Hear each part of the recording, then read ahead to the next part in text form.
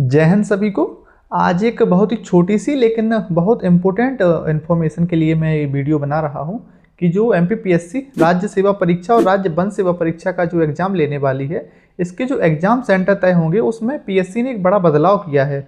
अभी तक क्या होता था कि आप अपने जो भी फॉर्म भरते थे प्रीलिम्स का, उसमें आप जो वर्तमान पता भरते थे, यानी कि अगर आप इंदौर रह के पढ़ाई कर रहे हैं या कहीं रह के पढ़ाई कर रहे हैं या जो भी आप वर्तमान पता भरते थे, एमपीपीएससी उसी पता को आपको उसी जो आपको पता रहता था उसी को सेंटर बना देती थी। जैसे अगर आप इंदौर में रह के पढ़ाई कर रहे हैं और आपने वर्तमान पता इंदौर भरा है तो उसको सेंटर बना के देती थी।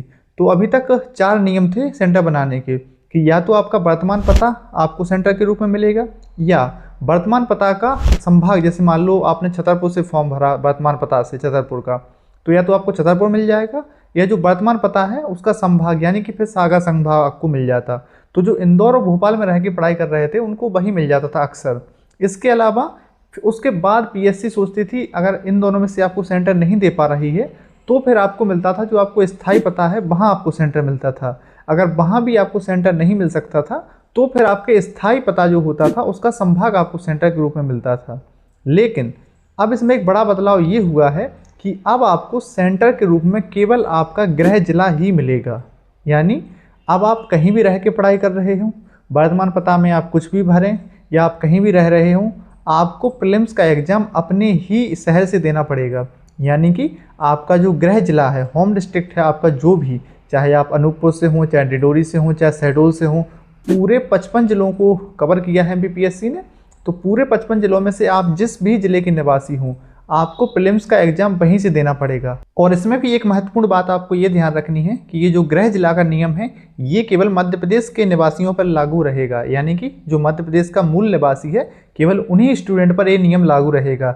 जो मध्य प्रदेश के बाहर के स्टूडेंट हैं उनके लिए एग्जाम सेंटर पहले इंदौर, भोपाल, ग्वालियर, जबलपुर में से पीएससी देती थी, लेकिन अब पीएससी अपने हिसाब से डिसाइड करेगी कि जो मध्य प्रदेश के बाहर के स्टूडेंट हैं उनको कौन सा एग्जाम सेंटर देना है। तो जो मध्य प्रदेश के मूल निवासी हैं या जो मध्य प्रदेश के स्टूडेंट हैं उनके लिए एग्जाम सेंटर उनका गृह जिला होगा, और जो मध्य प्रदेश के बाहर के स्टूडेंट हैं उनके लिए एग्जाम सेंटर पूरी तरीके से पीएससी डिसाइड करेगी कि कहाँ देना है। अब इससे क्या फ़ायदा क्या नुकसान होगा? तो फ़ायदा ये है कि आपको अपने ज़िले से एग्ज़ाम देने को मिलेगा और जो अपने ज़िलों में रह के पढ़ाई कर रहे हैं उनको वहीं से एग्ज़ाम देने मिल जाएगा।